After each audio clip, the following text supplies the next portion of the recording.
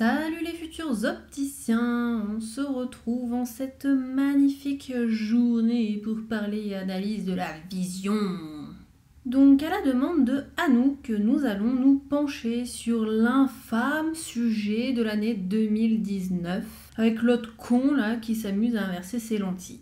Alors il n'est pas forcément difficile, mais une chose est sûre, il est prise de tête. Allez, c'est parti, on attaque avec la première partie de la vidéo, savoir décortiquer un sujet d'ANVI.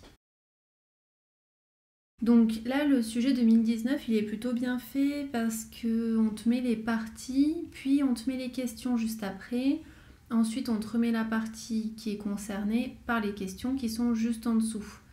Tu as des sujets où en fait tous les tableaux d'informations ils sont réunis dans les premières pages et ensuite tu as tes parties et tes questions qui sont à la suite et dans ce cas-là il faut à chaque fois que tu te réfères au titre de la partie et dans le titre de la partie tu iras voir au tout début de ton sujet le titre du tableau qui est concerné. Donc ça c'est la première chose à savoir et à comprendre. Regarde bien les titres de tes parties et regarde le tableau qui correspond à la partie sur laquelle tu travailles. Parce qu'en fait, le sujet d'ANVI, c'est ni plus ni moins qu'un examen de vue, mais version théorique. Ça te permet d'étudier un cas qui est plus particulier que celui que tu auras en examen de vue, qui aura des pathologies, qui sera un peu plus complexe. Donc il faut comprendre que le sujet a une chronologie. Tu commences par l'histoire de cas comme en examen de vue. Et ensuite, tu fais plein de mesures qui t'amènent à faire plein de conclusions et qui t'amènent à la fin du sujet, donc souvent après la partie sur les lentilles, à faire une conclusion sur l'équipement, est-ce que c'est adapté ou non à ton sujet et aux différentes problématiques, s'il y en a, que tu as rencontrées dans le sujet. Donc il faut bien comprendre qu'il y a un lien dans le sujet d'ANVI, c'est pas des questions qu'on te met au pif comme ça pour savoir si tu as les connaissances, non. Donc on te met l'histoire de cas au début, on te donne pas mal d'informations. Je te conseille éventuellement de lire dans un premier temps avant les questions l'histoire de cas pour comprendre un peu quelles sont ses plaintes, ses besoins visuels, etc. Tout ce qui est valeur, pas forcément besoin de les lire maintenant parce que de toute façon, tu vas les reprendre dans les questions qui suivent. Donc tu attaques ton sujet, tu fais toutes les questions. En général, au début, c'est des questions sans trop de calcul, sans se prendre la tête. C'est juste de l'analyse. Et ensuite, on te demande de faire des calculs et d'analyser, d'aller plus en profondeur. Donc, dernière chose avant de passer à la correction du sujet et à l'analyse intégrale du sujet, il est très important aussi dans les tableaux de se référer toujours aux corrections qui sont portées par chacun des yeux là, par rapport à la partie dans laquelle tu travailles. Il faut vraiment être concentré et suivre toujours la chronologie parce que parfois on se plante de tableau et on vient prendre la correction de l'œil droit de la partie 1 qui concerne les lunettes alors qu'on est dans la partie lentille par exemple. Donc toujours bien faire attention à se reporter aux corrections qui sont portées par les deux yeux dans la partie dans laquelle on travaille. Et c'est parti du coup pour la correction du sujet. Donc question 1.1 à propos des lentilles équipant le client. Première chose, quelles lentilles équipe le client? Histoire de cas, ordonnance de lentilles établie après validation de l'adaptation. Donc c'est l'ophtalmo qui lui a prescrit des AcuVu Oasis sur les deux yeux. À quel groupe ces lentilles appartiennent-elles selon la classification FDA? Qu'est-ce que la classification FDA? C'est un tableau que tu dois connaître par cœur pour savoir si une lentille est ionique ou non ionique et pour connaître son hydrophilie. Quand tu regardes les données sur l'ordonnance, tu n'as pas le groupe auquel appartient ces lentilles. Donc, si on ne donne pas l'information ici, on te la donne forcément ailleurs. Tu vas chercher dans tes annexes. Effectivement, ici, tu vois groupe FDA, donc c'est tourné, mais on voit que c'est le numéro 1. Donc, on est bien sur l'AcuVu Oasis, pas pour les astigmates. On n'est pas Presbyte, on n'est pas sur une AcuVu Advance, on est sur une Oasis, on n'est pas sur une AcuVu 2, donc c'est bien celle-ci qu'on prend pour l'analyse de la question. Donc ces lentilles appartiennent au groupe numéro 1 de la classification FDA. Ensuite, on doit citer les caractéristiques des lentilles appartenant à ce groupe. Elle appartient au groupe numéro 1, elle est non ionique, hydrophilie inférieure à 50%. Question 1.2. Commenter la valeur du dK sur E de la lentille choisie et expliquer ce qui a pu conduire l'ophtalmo à ce choix en référence à un élément de l'histoire de K. Deux choses, il faut que tu saches ce que ça signifie le dK sur E de la lentille. Donc le dK sur E de la lentille, c'est la transmissibilité à l'O2, c'est en fait le rapport de la perméabilité du matériau sur l'épaisseur de la lentille. Voilà pourquoi c'est divisé par E, c'est l'épaisseur de la lentille. Et attention, cette valeur qui est donnée à chaque fois dans le Contaguide ou la valeur qui est donnée en information, c'est toujours pour une lentille de -3 dioptries. Donc attention, cette valeur, elle change constamment en fonction de la correction du sujet. Autre chose, on nous parle d'un élément de l'histoire de K. Qu'est-ce qui peut être en rapport avec le dK sur E dans l'histoire de K? On voit que le sujet y porte ses lentilles plus de 12 heures par jour. Donc comme il les porte longtemps, il faut que ces lentilles, elles transmettent bien l'oxygène à sa cornée pour pas qu'elle soit étouffée tout simplement. Donc on a déjà une trame, on a déjà quelques réponses à cette question, maintenant il faut l'ordonner. Premièrement, on doit commenter la valeur du dK sur E, donc il faut qu'on trouve la valeur du dK sur E. Donc là, dK sur E, 147, c'est noté juste ici. Il faut savoir que pour une lentille souple, le minimum requis pour un port sans anoxie, donc sans étouffer totalement la cornée, est de dK sur E est égal à 125 pour un port prolongé. Pour un port journalier, il faut que le minimum du dK sur E soit de 24. Donc là, en ayant 147, on est très bien. Le sujet peut donc les porter en continu pendant 1 mois sans risque d'hypoxie, sans étouffer sa cornée. L'ophtalmo, pourquoi il a fait ce choix ? Le sujet, il nous dit qu'il porte ses lentilles plus de 12 heures par jour, ce qui est bien plus long que les 8 heures recommandées. Donc il lui faut une lentille avec une transmissibilité à l'O2++. La question 1.3 à propos du produit d'entretien. Alors déjà, il faut que tu saches que dans les produits d'entretien, les deux principaux, c'est les produits multifonctions, où en fait c'est un produit tout en un qui fait tout sans que tu aies rien à faire, mis à part masser la lentille. Et tu as les produits oxydants qui nécessitent un certain délai pour que la réaction chimique se fasse et nettoie la lentille. Donc on nous demande à quelle famille de systèmes d'entretien le produit prescrit au client appartient-il. Je vois que l'ophtalmo a mis sur l'ordonnance produit d'entretien regard. Et dans les annexes, il y a marqué solution d'entretien pour toutes les lentilles souples. Et dans le mode d'emploi, tu vois que c'est le mode d'emploi pour justement un produit multifonction. Il n'y a pas de réaction chimique, il n'y a pas d'oxydant, il n'y a pas de disque de platine. C'est simplement un produit, tu déposes une goutte sur la lentille, tu masses, tu laisses dans l'étui.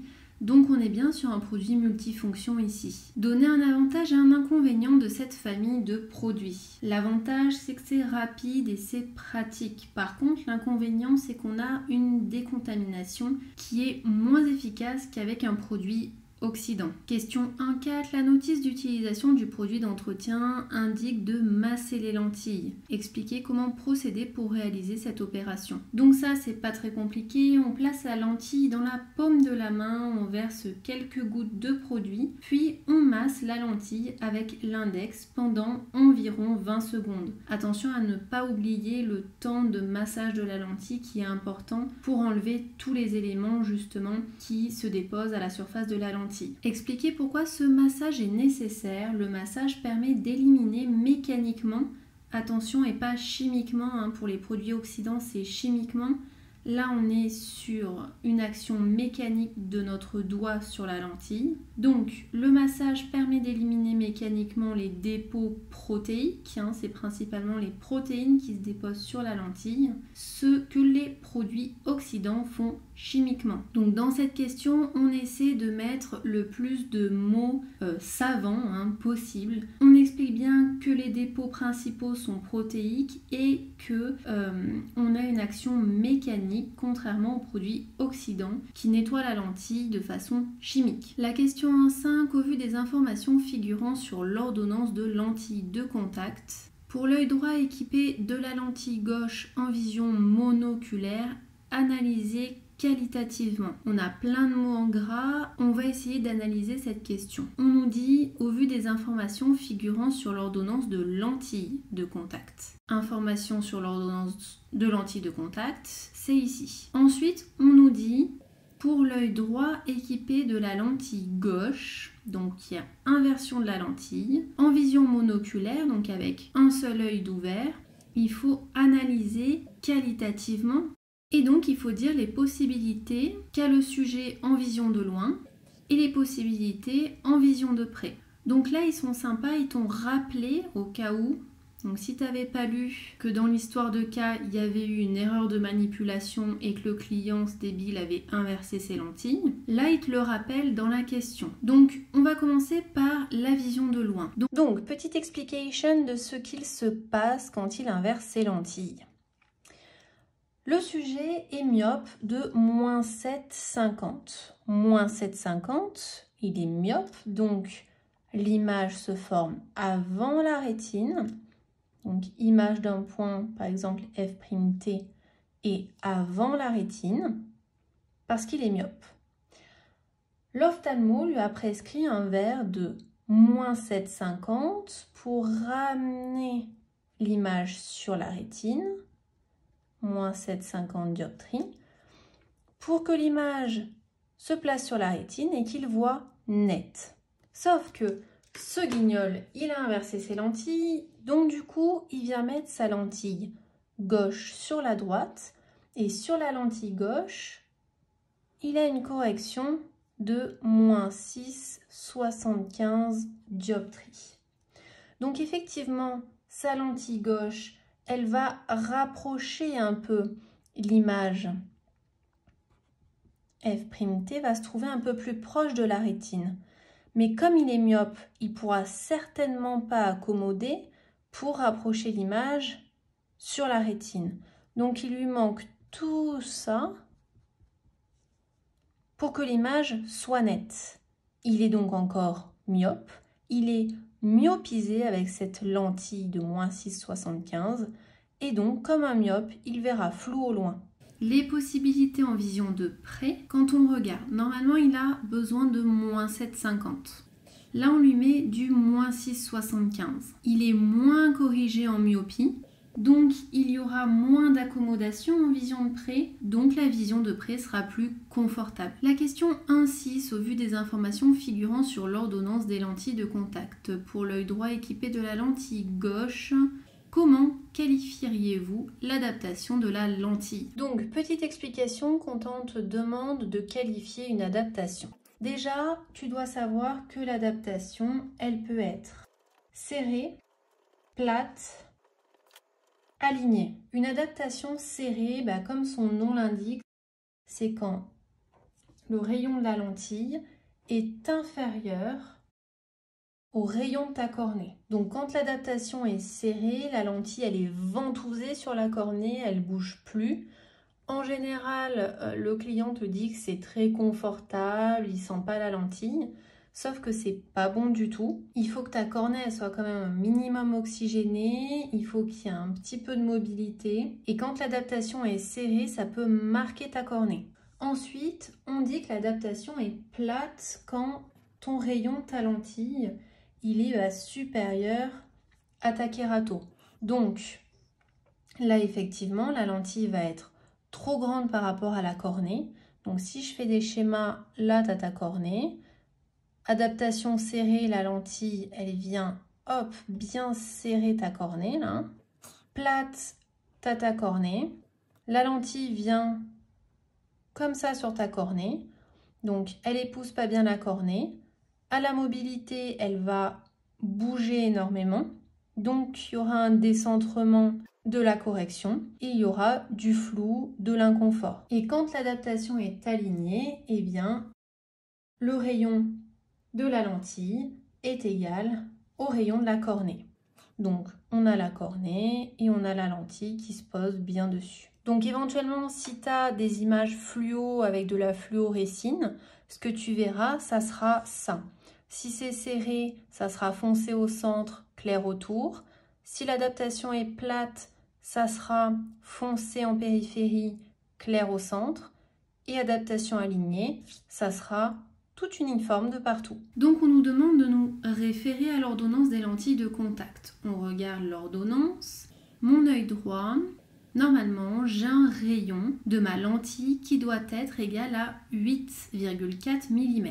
Ça, c'est ce que l'ophtalmo a déterminé pour que l'adaptation soit supposée parfaite. Donc, œil droit, pour que l'adaptation soit alignée, soit bien, il lui faut du 8,4 mm de rayon. Or, lui, il a mis le rayon de l'œil gauche. Donc, il a mis du 8,8 mm. On est d'accord que 8,8 mm, c'est plus grand que 8,4 mm. Alors, l'adaptation est plate. Ensuite, qu'est-ce qu'on va observer dans ce cas-là en biomicroscopie lors d'un test de mobilité? Première chose, il faut savoir ce que c'est biomicroscopie. Il ne faut pas prendre peur. En fait, ça veut simplement dire lampe à fente. Donc c'est comme un microscope, mais exprès pour les yeux, pour observer un petit peu la lentille, comment elle se comporte, l'œil. Et là, donc, ce qu'on veut observer, c'est la mobilité de la lentille. Comment elle bouge sur la cornée. Si l'adaptation est plate,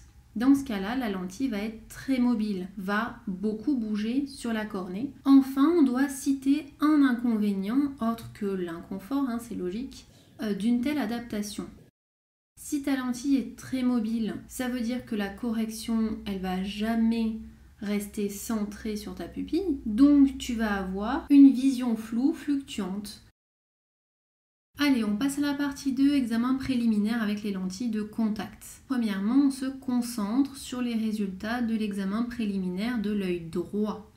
Donc, tu ne travailles qu'avec ton œil droit, ne fais pas de travail en plus, tu ne fais que ton œil droit. La question 2.1, estimer l'astigmatisme résiduel dans ces conditions de port. Question qui tombe tout le temps, tout le temps, tout le temps.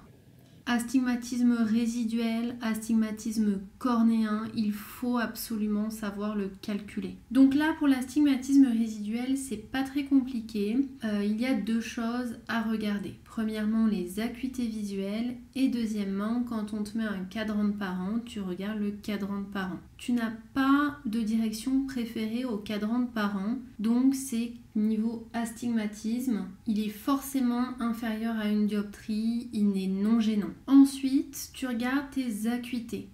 Alors, œil droit, en VL, on a 5 dixièmes. En VP, on a 15 dixièmes. C'est pas parce que tu as 5 dixièmes ici que ça veut dire que ton astigmatisme est gênant. Pour que l'astigmatisme soit gênant, il faut que les acuités soient en dessous de 10 dixièmes en VL et en VP. Là, c'est pas le cas. En VP, on a de très bonnes acuités. Donc, on sait que cette acuité en VL, elle est mauvaise parce qu'il y a sûrement une myopie résiduelle. Ensuite, la question 2.2, on doit estimer la métropie sphérique résiduelle dans ces conditions de port.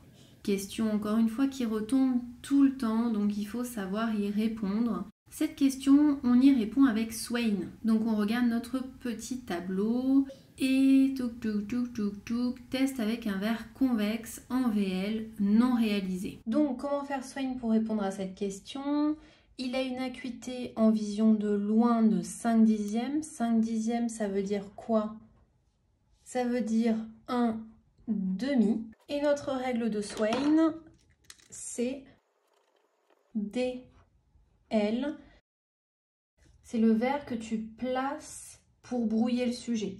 Donc, DL moins delta E. Delta E, ça va être 2 fois 0,25. En fait, tu convertis toujours tes acuités. Tu prends ensuite le dénominateur. Et le dénominateur, tu le multiplies par 0,25. Et 2 fois 0,25, ça te fait 0,5 bien sûr. Donc, tu as ton delta E qui est égal à 0,5. Tu fais ton Swain avec un verre de 0 du coup devant les yeux. Et 0 moins 0,5 que tu as calculé. Ça te donne donc une amétropie résiduelle de moins 0,5 dioptrie. Et ça, c'est une myopie résiduelle. Ensuite, la 2.3, déduisez-en une estimation de la compensation théorique en lentilles. Attention, on te dit une formule sphéro-cylindrique, donc avec un astigmatisme, est exigée le cas échéant. Donc pour répondre à cette question, on regarde ce qu'il porte. Sur l'œil droit, il porte sa lentille gauche de moins 6,75. C'est ce qu'il porte. Nous, avec nos estimations, on a trouvé par-dessus ça une myopie résiduelle, donc qui manquait un petit peu de myopie à cette correction-là, à hauteur de moins 0,5. C'est Swain qui nous l'a dit. Donc, déjà, on va avoir moins 6,75, moins les 0,5 de myopie qu'il manque. Donc, on peut déjà mettre que notre sphère, elle sera égale à moins 7,25. Ensuite, à la question 2.1, on avait estimé l'astigmatisme résiduel. Il n'y avait pas de direction préférée au cadran de parents, les acuités étaient plutôt bonnes. Donc, on avait dit que l'astigmatisme résiduel était non gênant, inférieur à 1 dioptrie. Dans ces cas-là, on va prendre la moitié de 1 dioptrie pour être sûr, parce qu'on ne sait pas vraiment la valeur de l'astigmatisme, et on va mettre un astigmatisme de moins 0,5. Donc, on a notre formule sphéro-cylindrique de la compensation théorique en lentilles. La question 2.4, d'après ses estimations, la lentille de moins 7,50, du coup prescrite de base par l'ophtalmo, semble-t-elle assurer une compensation parfaite? L'ophtalmo, il lui a prescrit de base du moins 7,50 pour aller sur l'œil droit. Le gars, il a inversé ses lentilles, il a mis sa lentille de l'œil gauche sur l'œil droit. Donc nous, on a fait tous nos calculs de compensation résiduelle, etc. avec une vergence sur l'œil droit de moins 6,75. Et on a donc trouvé, à la question 2.3, on a trouvé une compensation théorique en lentilles de moins 7,25 avec un petit astigmatisme éventuellement. On est d'accord que si on trouve, nous, moins 7,25 et que l'OPHTA, il lui a prescrit du moins 7,50, cette correction-là, elle est plus forte que ce qu'on a trouvé. Donc le sujet qui porte la correction prescrite par l'ophtalmo sera surcompensé de 0,25 dioptrie. Il aura trop de myopie prescrite, donc la lentille qui a été prescrite par l'ophtalmo n'assure pas une compensation parfaite. Allez, maintenant on se concentre cette fois-ci sur l'œil gauche. Donc on va faire un peu la même chose mais pour l'œil gauche. Alors la 2.5, estimer la métropie sphérique résiduelle. Sphérique, c'est la sphère, c'est avec Swain. Donc on me dit qu'avec le test du verre convexe, on lui met un verre d'essai de plus 2, donc ça c'est le verre qui va le brouiller, et il a une acuité de 2,5 dixièmes. 2,5 dixièmes, ça ne m'intéresse pas de le savoir sous cette forme-là, c'est inexploitable pour moi. Donc je le transforme et ça me fait un quart. Un quart, ça va me permettre de calculer mon delta E. Je vais donc faire 4 fois 0,25 et ça me donne une dioptrie. Donc j'ai calculé mon delta E, je peux maintenant appliquer ma règle de Swain. DL, c'est mon plus 2, donc je mets 2 moins 1. C'est donc égal à plus une dioptrie. Plus une dioptrie, ça correspond cette fois-ci à une hypermétropie résiduelle de plus une dioptrie. La question 2.6, justifier la préférence observée au cadran de parents en réalisant plein de choses. Donc la première partie de la réponse à la question 2.6, on doit faire une représentation de la perception du cadran de parents montrant l'extériorisation d'au moins un point par branche. Première chose, on regarde sa direction préférée. Et la direction préférée, c'est 12, 6. Ok? 12, 6, donc ça veut dire qu'il préférera la droite qui est verticale. On doit donc représenter le cadran de parent. Moi, j'ai une petite astuce rapidité. Pour ceux qui ont cette règle qui est très pratique pour représenter notamment les yeux dans les schémas de binôme, etc.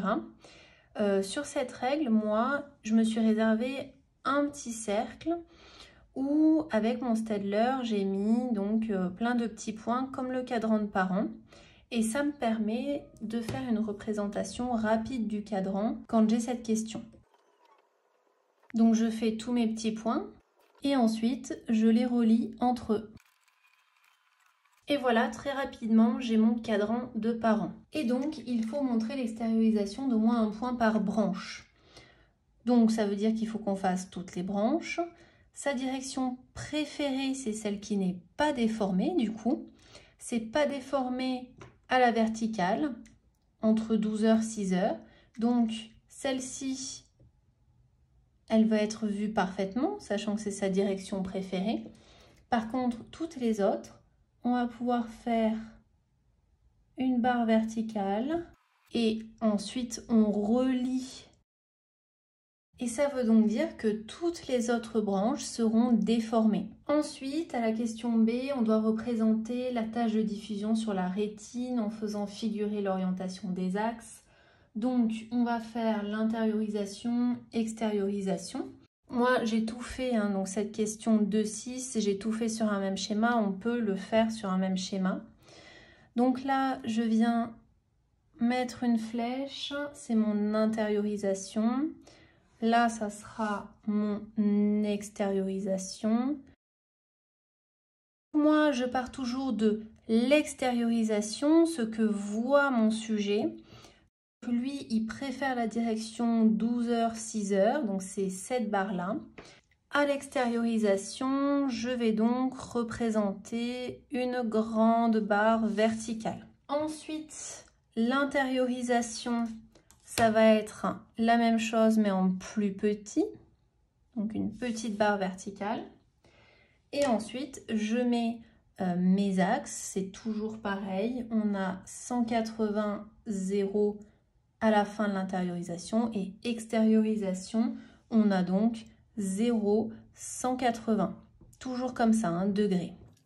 Et j'ai fait mon intériorisation, extériorisation. Ensuite, je dois faire les sections méridiennes de l'œil portant la lentille et le verre de brouillage à ne pas oublier, attention. Et donc, on doit faire un schéma qui peut être abattu en un seul. On est en vision de loin, donc on a T à l'infini. J'ai mon verre de brouillage, j'ai mon DS qui correspond à ma lentille qui est portée. Attention, on fait l'examen de vue avec la lentille. Pupille entrée, pupille sortie, rétine. Donc ça, c'est la base de mon schéma. D'accord? On va mettre accommodation égale 0. Et il faut qu'on représente nos rayons. Donc, première chose qu'on fait, on fait les rayons qui sont parallèles dans le sens de la lumière. Ensuite, il faut qu'on fasse nos deux rayons, donc celui à 90 et celui qui passe par 0. Moi, ce que je fais pour faire ce schéma, c'est que ce schéma-là, en fait, il représente l'intériorisation. Ce qui se passe à l'intérieur, donc c'est pas la perception du sujet, ça c'est l'extériorisation, la perception du sujet, c'est ce qu'on a dessiné là. Ce schéma-là, il sert à représenter l'intériorisation, ce qui se passe au niveau des rayons dans notre œil. Donc, je viens prendre mon schéma de l'intériorisation que j'ai fait et à 0, j'ai un point. Donc, ici, j'ai un point, c'est mon point T' 0 degré.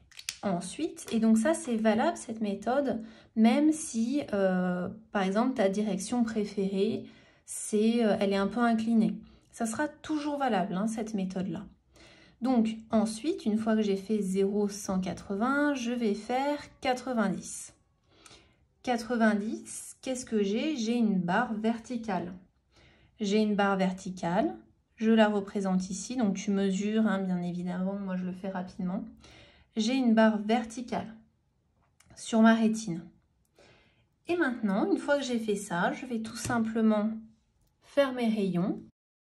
Et ici, au croisement, donc au croisement de mes deux rayons, je vais avoir mon image T' 90 degrés. Pour le bleu, mon T' 0 degré, je viens faire exactement la même chose. Pour le schéma, on part de l'intériorisation. On fait donc nos axes. On fait à l'horizontale un point sur la rétine. À la verticale, on a une barre. On représente une barre. On fait nos rayons. On place nos images. Et notre schéma est fini. Ensuite, la question 2.7 proposait une estimation du compensateur de l'astigmatisme résiduel. Donc, après avoir fait toute notre histoire du cadran de parent, il nous demande en fait de conclure par une petite estimation de l'astigmatisme résiduel, l'astigmatisme qui resterait. Premièrement, on doit estimer la puissance de cet astigmatisme. On regarde si nos acuités, elles nous disent quelque chose par rapport à l'astigmatisme. En VL, j'arrive à avoir 10 dixièmes. En VP, les acuités sont un petit peu moins bonnes, mais on passe pas en dessous de 10 dixièmes en VL. Donc, on peut estimer un astigmatisme environ de 1 dioptrie. Par rapport à l'axe, eh bien, on vient de faire le cadran de parent précédemment. La direction préférée, c'est à 90 degrés. Donc, l'axe sera à 90 degrés de la direction préférée, soit 0 degré. On aura donc comme formule un cylindre de -1 à 0 degré. 0 degré parce que l'axe le moins myope est toujours égal donc au cylindre négatif. Dans notre schéma, l'axe le moins myope, c'était celui qui était sur la rétine, c'était 0 degré. Donc le -1 va bien avec 0 degré. La question 2.8 proposait une estimation du compensateur de la métropie résiduelle totale. Donc la sphère et le cylindre. À cette question, on pourrait être tenté de reprendre ce qu'on a calculé à la question 2.5 et de dire, bon voilà, j'ai du coup comme formule totale plus 1 avec mon astigmatisme que j'ai calculé avec mes schémas du cadran de parent, donc -1 de cylindre à 0 degré.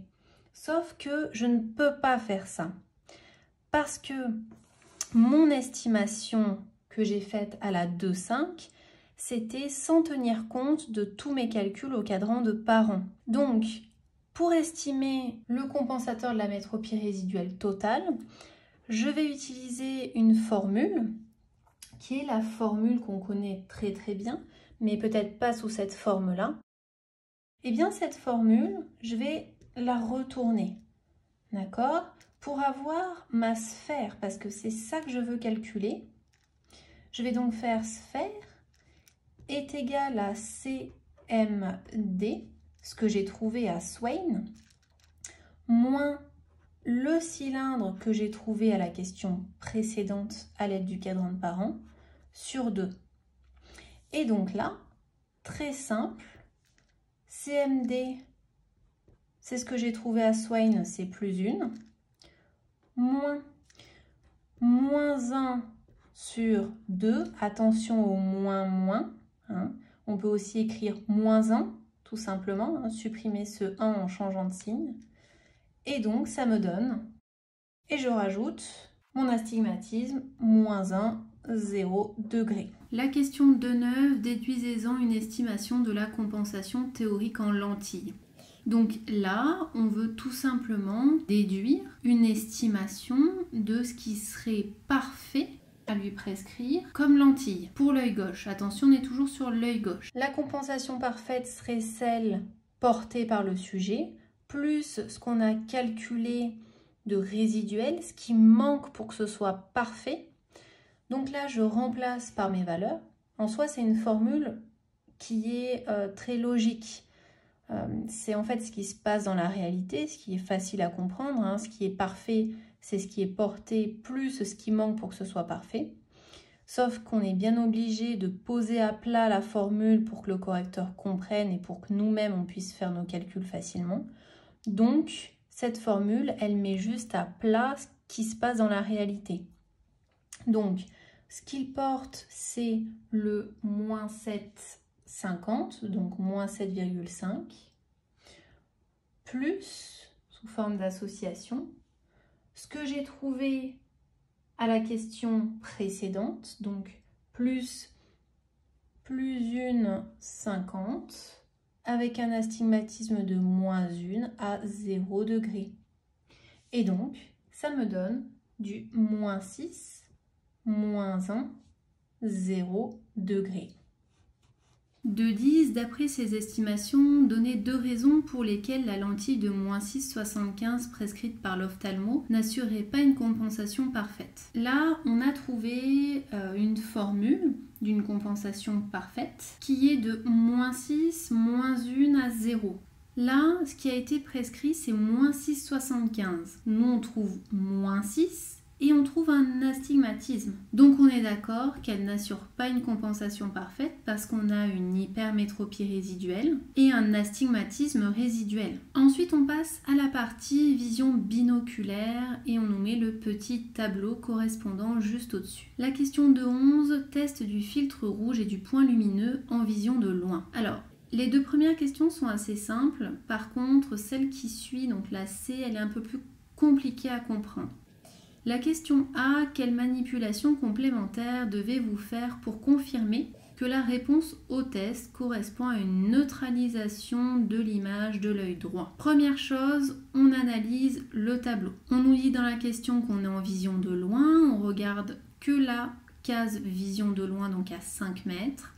Avec le filtre rouge sur notre œil droit, le client perçoit un point blanc. Donc là, qu'est-ce qui se passe? Sur notre œil droit, on a un filtre rouge. Sur notre œil gauche, on n'a rien, donc on voit simplement le point lumineux blanc, le point du stylo lampe. Donc là, qu'est-ce qu'il voit notre sujet? Que le point blanc du stylo lampe, donc que le point vu par l'œil gauche. Il ne voit absolument pas le rouge de l'œil droit. Sinon, il verrait un point un peu rosé. Donc, on pense qu'il y a neutralisation. Et c'est pour ça qu'il parle de neutralisation ici dans la question. On aurait une neutralisation de l'œil portant le filtre rouge, donc l'œil droit. Partant de ce principe-là, comment on peut être sûr que c'est une neutralisation? Eh bien, en échangeant le filtre rouge d'œil. Ensuite, question B, quelle serait la réponse obtenue dans ce cas? Eh bien, si on inverse les filtres d'œil, à ce moment-là, donc, on part sur le fait qu'il y a une neutralisation de l'œil droit. Ça veut dire que l'image qui est vue par l'œil droit est supprimée. J'inverse mon filtre. Le filtre rouge est sur l'œil gauche cette fois-ci, donc l'œil gauche voit rouge et l'œil droit voit le point blanc. Je ne vois pas de l'œil droit parce qu'on me dit qu'il y a neutralisation de l'œil droit, donc je supprime le point blanc, je ne vois que du coup du rouge. Le sujet verra donc un point rouge. Ensuite, la 211C, en admettant que dans ces conditions, la compensation portée par l'œil droit est trop convexe d'environ 0,5 dioptrie et celle de l'œil gauche trop concave d'environ 1 dioptrie. Donc on ne parle pas de l'astigmatisme. On doit justifier l'existence de la neutralisation de l'œil droit. Pour répondre à cette question, déjà il faut reprendre la réponse qu'on avait à la question 2.3. Pour l'œil droit, c'était la compensation parfaite. À la question 2.9, pour l'œil gauche, la compensation parfaite, on avait trouvé ça. Donc ça, c'est ce qu'il lui faudrait pour être bien compensé. Sauf que dans la question, on nous demande de négliger l'astigmatisme. Donc on parle que des sphères. Et à ce moment-là, sachant que j'ai pour l'œil droit et pour l'œil gauche un astigmatisme, si je veux parler que de ma sphère, je fais mes sphères équivalentes. On sait que la sphère équivalente, c'est égal à la sphère moins le cylindre sur 2. D'accord? Donc là, je vais faire mon calcul. Sphère équivalente droite est égale à moins 7,25 moins 0,5 sur 2. Ça me donne du moins 7. Sphère équivalente gauche est égale à moins 6 moins 1 sur 2. Ça me donne du moins 5, 5. Et là, on me parle de neutralisation. Comme en examen de vue, comme en PDM surtout, quand tu fais une analyse de fiche, tu parles de l'anisométropie. Et quand tu parles de l'anisométropie, c'est la conclusion que tu fais après avoir calculé tes sphères équivalentes. Donc là, l'anisométropie, c'est la différence que tu as entre ces deux valeurs. Donc en valeur absolue, hein, tu ne tiens pas compte des signes. Donc là, la différence que j'ai entre 7 et 5,5, c'est 1,5. Quand ta différence de correction entre les deux yeux, donc ton anisométropie, est supérieure à 0,5 dioptrie, tu as un risque, une possibilité de neutralisation. Donc déjà, là, on essaie de comprendre pourquoi il peut y avoir neutralisation. Il peut y avoir neutralisation parce qu'il y a anisométropie gênante, supérieure à 0,5. Ensuite, ok, il peut y avoir anisométropie, enfin, il peut y avoir neutralisation parce qu'il y a anisométropie, mais pourquoi l'œil droit? Pourquoi celui-là et pas l'œil gauche? Donc dans la question, on te dit que ton œil droit, il est trop convexe de 0,5 et ton œil gauche, il est trop concave de 1 dioptrie. Qu'est-ce que ça veut dire? Premièrement, le cas d'un hypermétrope. Un hypermétrope, on le sait tous, l'image se forme derrière la rétine, F', d'accord, derrière la rétine. On vient mettre un verre positif pour rapprocher l'image sur la rétine. On met du positif, d'accord? Donc, pour compenser une hypermétropie, le verre plus, le verre convexe, déplace l'image de la droite vers la gauche. Ensuite, pour le cas d'un myope. Le myope, il a l'image qui se place avant la rétine, on a F' ici, et on va venir mettre un verre négatif qui va décaler l'image sur la rétine. Dans ce cas-là, le verre négatif pour le myope déplace l'image de la gauche vers la droite. Ok? Donc déjà, il faut comprendre le but des verres correcteurs. Le verre positif décale l'image vers la gauche. Le verre négatif décale l'image vers la droite. On reprend maintenant ce qu'il y avait écrit dans notre question. Pour notre œil droit, on nous dit que la correction est trop convexe de 0,5. Si la correction avait été parfaite pour l'œil droit, on aurait réussi avec le verre à décaler et à placer l'image parfaitement sur la rétine. Or là, on nous dit que la correction est trop convexe de 0,5. Donc, on a décalé l'image de ce côté-là parce qu'on a trop mis de convexe, d'accord? Donc, au lieu que ce soit placé sur la rétine, ça a dépassé la rétine. Et donc, du coup, on se trouve myopisé. On se trouve maintenant dans le cas d'un myope à cause de ce verre trop fort, de 0,5 dioptrie. Pour l'œil gauche, on nous disait que la correction était trop concave de 1. Ça veut dire qu'elle était trop myope de 1. Ça veut dire que donc, si la correction avait été parfaite, l'image aurait été rapprochée sur la rétine. Sauf que là, elle n'est pas parfaite, elle est trop concave, on a mis trop de moins. Donc ça s'est décalé, décalé, décalé, jusqu'à rendre mon sujet hypermétrope. Hypermétrope, donc l'image s'est placée après la rétine. Quel est le problème? Quel est le cas le plus favorable? Le cas le plus favorable, ça serait le cas de celui qui est hypermétropisé. Parce que certes, il est trop compensé, mais il est dans le cas d'un hypermétrope et il peut accommoder pour rapprocher cette image sur la rétine. Alors que celui qui a été myopisé, le pauvre, en fait, l'image, elle est avant la rétine, il peut certainement pas faire quelque chose pour la rapprocher de la rétine. Donc, l'œil droit, il voit flou. Par contre, l'œil gauche qui est hypermétropisé, il a la capacité de ramener sa focale sur la rétine en accommodant, du coup. Donc, il voit net, celui-là. Et donc, ça va nous aider à répondre à la question. Pourquoi déjà il y a neutralisation et pourquoi de cet œil droit? On a dit qu'il y avait neutralisation parce qu'on avait une anisométropie supérieure à 0,5. Elle était égale à 1,50. Et pourquoi notre œil droit? Parce qu'on neutralise toujours l'œil qui voit le moins bien. Le cerveau est intelligent, hein. Il ne va pas supprimer l'image la plus nette, non. Il supprime l'image la plus floue qui est celle de l'œil droit, qui est myopisé. Donc, œil droit neutralise.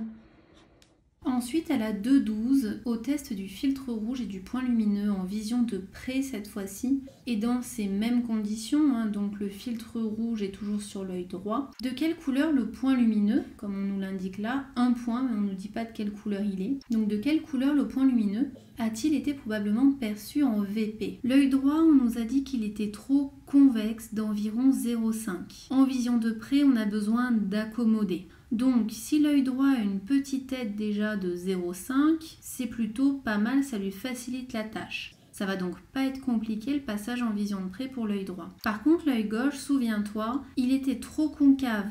Donc, trop concave, ça veut dire qu'on l'a trop décalé de la gauche vers la droite. Il était donc hypermétropisé. Donc, l'œil gauche, il doit déjà faire un travail pour rapprocher la focale sur la rétine. D'accord? Donc, il l'accommode déjà pour rapprocher l'image sur la rétine. Là, on passe en vision de près. Donc, il doit encore accommoder pour faire passage de la rétine à la vision de près. Cet effort est beaucoup trop important pour l'œil gauche, donc on va avoir une neutralisation de cet œil. Pour la partie utilisation des lentilles en vision de près, la 2,13, quel mode de compensation de la presbytie votre client a-t-il expérimenté en inversant le port des lentilles? Eh bien, c'est la compensation en monovision, c'est-à-dire qu'il y a un œil pour la vision de loin et un œil pour la vision de près. Donc ce mode de compensation, la monovision, ça s'appelle aussi bascule ou la correction différenciée. Il y a d'autres types de correction pour la presbytie en lentilles, c'est la vision alternée et à la vision simultanée. Partie 3, renouvellement des lentilles de contact. Donc là, on te donne plein de blabla et on te dit après avoir procédé à l'émétropisation à 5 mètres, vous avez mesuré l'amplitude maximale d'accommodation apparente de votre client équipé de ces lentilles et des surréfractions obtenues à l'équilibre binoculaire. La question 3.1, on doit déterminer l'amplitude maximale d'accommodation apparente. Information importante, test vu. Le test est vu donc net et on modifie les sphères pour qu'ils soient flous. Donc là, il y a deux informations à prendre en compte. On modifie le test, donc qu'il soit vu flou ou net, par ajout de sphères. Donc c'est une méthode statique. Ça veut dire qu'on ne bouge pas le test pour le faire voir net ou flou. Là, c'est juste des sphères qui vont faire passer le test de vue à flou. Ensuite, le test est vu. Donc, quand le test est vu et qu'on veut le faire passer flou, attention, c'est une information très importante parce que on te dit qu'il y a modification des sphères à hauteur de -1,25. Donc, on bouge les sphères jusqu'à -1,25 pour que le test soit flou. Sauf que pour le calcul de AL max, il faut garder le dernier vert qui permet de voir le test. Donc là, si à -1,25 le test est flou, ça veut dire que notre delta AL max, notre dernier vert qui permet de voir le test, c'est égal à -1 dioptrie. On peut donc attaquer notre calcul avec la formule suivante qui est AL max est égal à moins 1 sur LA moins le vert qui nous a permis de rendre le test flou. Donc on remplace par les valeurs, ça nous donne du moins 1, ça ne bouge pas. LA, c'est la distance à laquelle le P2 a été présenté, donc 40 cm, moins 40, parce que c'est la distance LA, donc moins 40, et je mets 10 moins 2, parce que je veux faire le calcul en mètres pour obtenir des dioptries.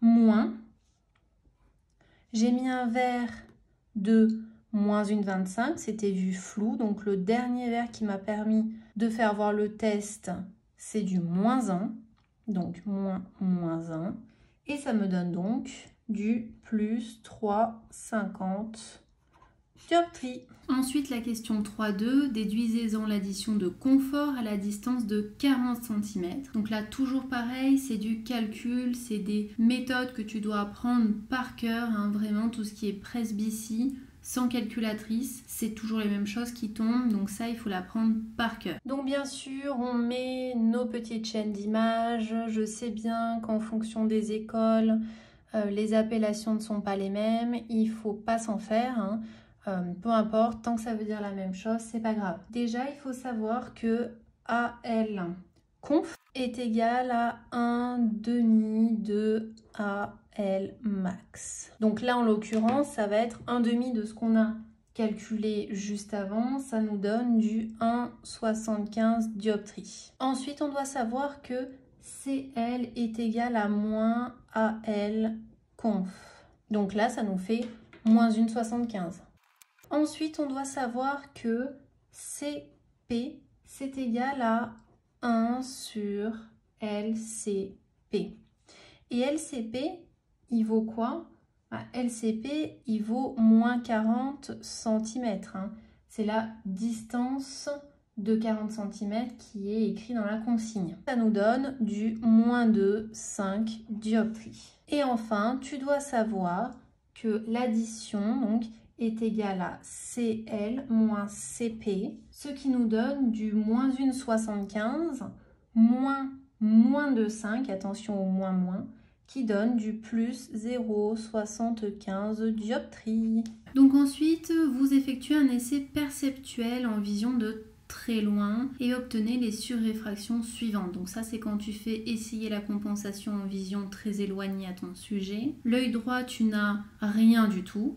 Et l'œil gauche, par contre, on a une petite surréfraction. Donc, suite à cet essai perceptuel, la 3.3a, on doit donner les formules sphéro-cylindriques des lentilles droite et gauche pour une compensation exacte de la vision éloignée. Encore une fois, on retrouve cette formule qu'on adore. Pour l'œil droit, il porte du moins 7,5 plus 0 parce qu'on a rien comme surréfraction, c'est égal du coup à moins 7,5 dioptries. Pour l'œil gauche, il porte du moins 6,75 plus ce qu'on a trouvé à l'essai perceptuel, donc plus 0,5 moins 1, 180 degrés, ce qui nous donne... Ensuite, on te demande quelle addition donnerait une vision confortable à la distance de travail. Pour répondre à cette question, on utilise CParf en vision de près, c'est ta compensation parfaite en vision de loin, plus ton addition que tu as calculée. Ça encore, c'est logique. Donc, ça va nous donner CParf en VL, c'est ce que tu as en fin de bino, on a moins 7,25 plus ton addition, plus 0,75. Ça te donne donc du moins 6,50 dioptries. Ça, c'est ce qu'on a calculé. On sait que VP moins VL est égal à l'addition. Ça, c'est quelque chose qu'on travaille beaucoup en atelier. Ça tombe bien parce que je cherche à calculer l'addition parfaite. Je viens donc faire moins 6,50 moins 7,50. C'est ce que j'avais trouvé pour l'œil droit. Je fais volontairement l'œil droit parce qu'après j'ai des questions sur l'œil droit. Donc c'est plus simple. Et peu importe, l'addition de toute façon c'est la même pour les deux yeux. Et ça me donne du plus 1 dioptrie d'addition à 40 cm. Ensuite, vous proposez à votre client un équipement en lentille de contact où l'œil droit serait compensé pour la VP et œil gauche pour la VL. Pour déterminer sur quel œil se porterait l'addition VP, vous avez effectué en VL le test de l'œil préféré par le flou préférentiel. Comment procédez-vous pour réaliser ce test? Eh bien, le sujet porte la compensation parfaite en vision de loin sur lunettes d'essai et regarde en vision éloignée. On positionne alternativement une sphère de plus 0,75 dioptrie devant chacun des deux yeux, donc les deux yeux sont ouverts, et l'œil préféré, c'est celui qui est le plus gêné par la sphère de 0,75. Ensuite, on me demande quelle réponse avez-vous obtenue. Eh bien, je reprends un petit peu ce qu'on me disait juste avant. On me dit que l'œil droit sera compensé pour la VP et l'œil gauche pour la VL. Il faut savoir qu'on garde toujours l'œil dominant pour la vision de loin, c'est logique. Donc, le client va être plus gêné avec la sphère devant l'œil gauche. Donc là, on te dit que tu te sers dans la même famille de lentilles AcuVue Oasis et la lentille gauche, elle devient torique. Tu dois indiquer l'émergence des lentilles droite et gauche que tu vas commander. Donc, l'œil droit, il est en vision de près. Donc, tu notes ta correction en vision de près. La compensation parfaite de l'œil droit qu'on a calculée à la question 3.3a, elle était de moins 7,5. Donc, vision de loin plus addition, ça te donne ta vision de près. On avait calculé à la 3.3b que l'addition était de plus 1.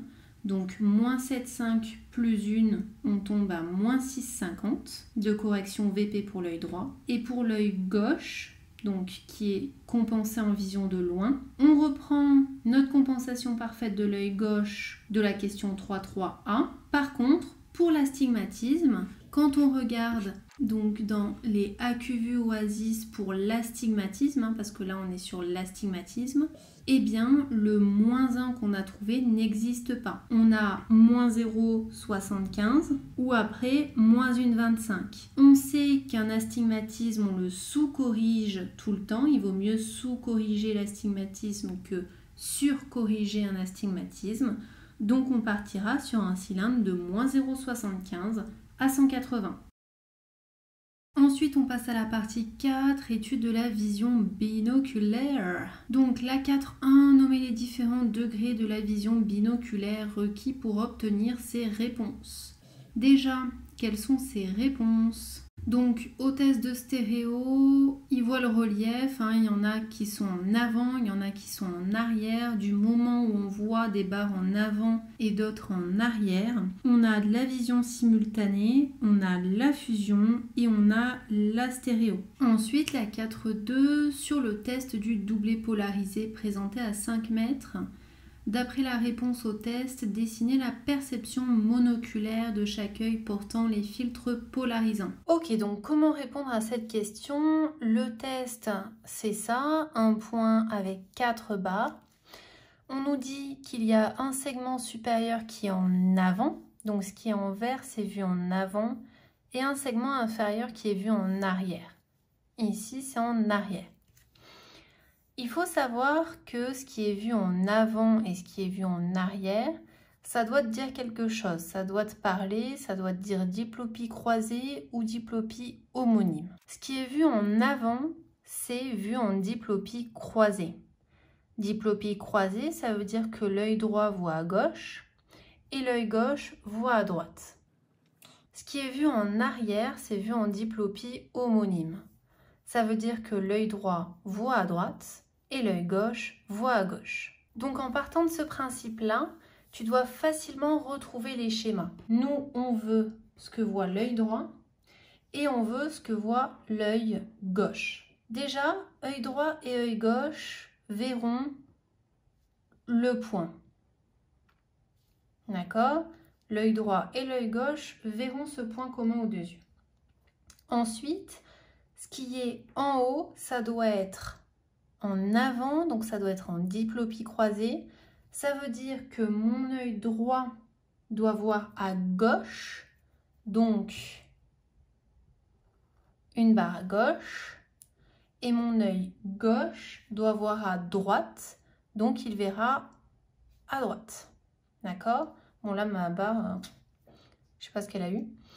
Donc là tu as la vision de l'œil droit, la vision de l'œil gauche. Ça veut dire que quand tu réunis ces deux schémas, pour donner ce schéma-là, ton œil droit voit à gauche, ton œil gauche voit à droite. On est bien en diplopie croisée, c'est pour ça que c'est vu en avant. Ensuite en bas, on doit être en diplopie homonyme car c'est vu en arrière.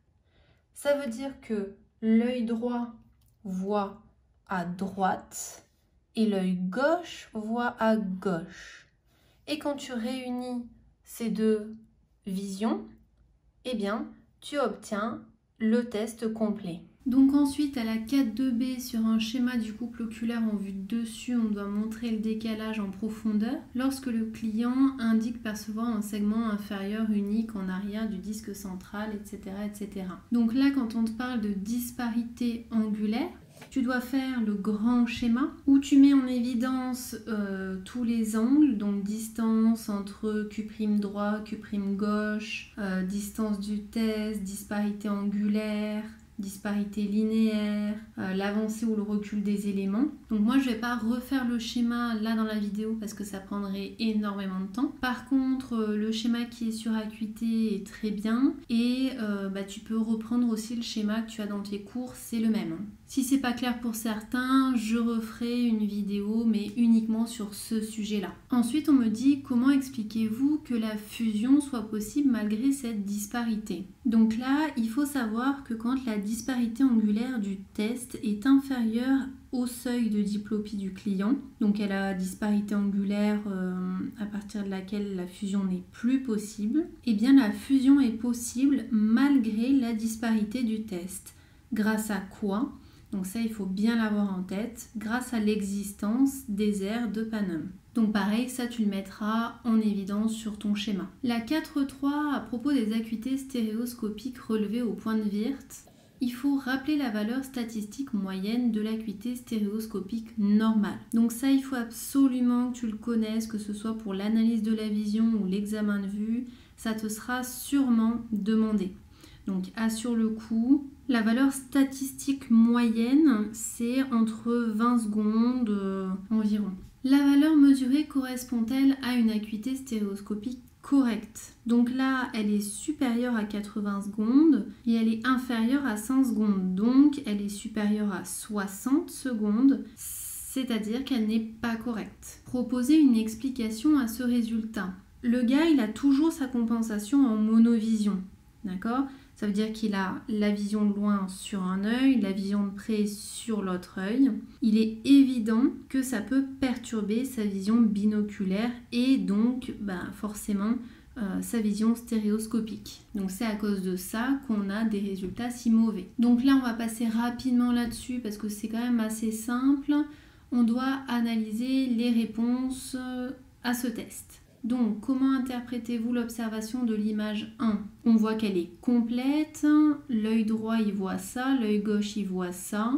Donc la réponse attendue c'est une croix avec un point central. Là on a bien ça quand il est compensé en vision de loin. On peut donc dire qu'il a la vision simultanée et la fusion. Comment interprétez-vous l'observation de l'image 2? 1, il y a un problème là. L'œil droit il voit bien. L'œil gauche, par contre, la barre qui correspond à l'œil gauche, elle n'est pas complète. Ici, on a un problème au centre. Donc, quand le client est compensé en monovision, on a une neutralisation centrale de notre œil gauche, d'accord, sachant qu'on ne voit plus la barre au centre. Comment pouvez-vous expliquer cette différence de perception? Bien, tout simplement, sur l'image 1, il est compensé en vision de loin. Là, il est compensé moitié-moitié, vision de loin, vision de près. Donc c'est pour ça qu'on a une si grosse différence et une neutralisation centrale sur l'image 2. Enfin, quel résultat à un précédent test peut avoir la même origine que cette perception anormale? Eh bien, c'est les points de Wirth. En VP, on a obtenu une acuité stéréoscopique qui était mauvaise. Donc, on pouvait déjà penser qu'il y avait un problème au niveau de la vision binoculaire compensée en monovision. Donc la 4-5, d'après l'analyse des tests de cette quatrième partie, pensez-vous que ce mode de compensation de la presbytie en lentille reste quand même acceptable pour ce client? Absolument pas. Pourquoi? Parce que ça apporte beaucoup plus d'inconfort que de confort, donc c'est pas une compensation envisageable pour la presbytie. The last part, la partie 5, on étudie la compensation en lunettes. Alors là, c'est hyper fastoche quand on a des sujets sans calculette, t'as toujours un tableau de conversion, donc t'as rien à faire si ce n'est lire. La question 1, tu dois donner la compensation parfaite en lunettes en vision de loin, en tenant compte d'une distance vers œil de 13 mm. Donc on donne la compensation parfaite en vision de loin en lentille de contact. En fait, t'as juste à prendre, donc pour l'œil droit qui est sphérique, la valeur de moins 7,50 en lentille et la convertir en lunettes. Donc moins 7,50 en lentille négative, ça donne en lunettes du 8,25. Donc moins 8,25 pour l'œil droit. Ensuite pour l'astigmatisme, je vais quand même faire une petite explication parce que des fois c'est pas très clair quand on a ce cylindre entre parenthèses qui nous agace. Ma formule sphérocylindrique en lentille de contact, c'est ça. Tu pourrais être tenté de prendre cette valeur-là, d'aller voir ton tableau de conversion et de regarder, moins 6,25, ça donne quoi en lunettes? Et tu balances du coup ta conversion, ton cylindre de moins 1 à 180. Non, je t'interdis formellement de faire ça. Première chose, tu prends ta formule et tu fais ta transposition. Donc, moins 6,25, moins 1, moins 7,25, plus 1 du coup, et 180, 1 plus 8, ça fait 90. Ok, transposition faite, je viens prendre mon cylindre à 90, ma sphère à 90, prendre ma sphère à 180 et je regarde mon tableau de conversion, cette fois-ci moins 6,75. On me dit qu'à 90 du moins 7,25, ça me donne du moins 8. J'ai ma sphère à 180, ma sphère à 90. Je ne connais pas mon cylindre, puisque ma sphère a été modifiée. Je connais mon axe. Comment calculer ce cylindre? Eh bien, je fais la différence ici entre mes deux sphères. Et je sais que moins 8, si je rajoute une 25, j'obtiens moins 6,75. Et je sais que moins 6,75, si je soustrais une 25, j'obtiens moins 8. Donc, j'ai trouvé mon nouveau cylindre. J'ai donc ma nouvelle formule sphérocylindrique en lunettes. Ensuite, on te dit que quelques semaines plus tard, il revient et il pose une question. Il a constaté qu'avec sa nouvelle paire de lunettes, il ressentait relativement peu de difficultés en vision de près, bien que celle-ci ne soit pas réglée pour sa VP. Il se souvient d'avoir ressenti plus de gêne lorsqu'il portait ses lentilles, telles qu'elles étaient prescrites et donc pas adaptées non plus pour la vision de près. Comment on peut expliquer que sa vision de près est plus confortable avec sa compensation parfaite en lunettes qu'avec sa compensation parfaite en lentilles? Alors déjà, il faut juste revenir sur un petit détail, c'est que dans cette partie-là, aux mesures des phories, on avait une exophorie de 15 dioptries, donc c'est énorme par rapport à une moyenne de 4 à 6 d'exo en vision de près. Donc il est exo en vision de près de 15 dioptries. Pour répondre à cette question, il faut avoir quelques notions déjà de base. Premièrement, comment on représente un verre myope? Le verre myope, c'est une sorte de sablier Voilà, donc ça serait mes lunettes myopes avec mon nez au milieu et mes deux yeux. Un verre hypermétrope, à contrario, on le représente comme ça, comme deux losanges, avec mon nez au milieu pareil. D'accord? Donc ça, c'est la notion de base qu'il faut avoir. Et ces questions, elles tombent souvent sur les prismes induits avec des lunettes. Donc là, il n'y a pas de correction prismatique, il n'y a rien du tout. On a un myope, on a un hypermétrope. D'accord? Le cas de l'hypermétrope, c'est juste pour l'expliquer là dans la vidéo, mais dans ce sujet-là, on est bien sur un myope. Ici, j'ai représenté les centres optiques. Centre optique des verres pour une correction en vision de loin, Quand on passe en vision de près, notre pupille, elle passe côté nasal. Pareil, côté nasal. Donc, pour l'hypermétrope, quand on passe en vision de près avec des centrages en vision de loin, on a création d'un prisme base externe. La base de mon prisme est à l'extérieur, côté temporal. Donc ici, on a un prisme base externe. Mais ce n'est pas notre cas dans ce sujet-là, nous on se concentre sur le myope. En vision de loin, quand ma pupille se met en vision de près, sur un verre centré au loin, on a création d'un prisme, pareil, base interne. Le prisme base interne, qu'est-ce qu'on sait sur ce prisme base interne? Il compense quoi? Il compense une exophorie, le base interne. Quand on est exo, nos yeux partent trop vers l'extérieur, donc on vient ramener avec un prisme base interne. Là, par exemple, pour l'hypermétrope, le base externe, qu'est-ce que ça fait? C'est pour un éso, d'accord? Parce que l'éso, ça va trop vers l'intérieur. On veut ramener vers l'extérieur. Donc là, avec ces lunettes, l'avantage qu'il a, c'est que son verre myope, en vision de près, ça lui crée un base interne qui compense une exophorie. Et ça tombe bien parce qu'en VP, il a une exo de 15, le gars, d'accord? Par rapport à une norme qui est de 4 à 6. Donc, voilà pourquoi il est peut-être mieux avec ses lunettes qu'avec ses lentilles. Parce que les lentilles, attention, en lentilles, nous n'avons pas d'effet prismatique induit.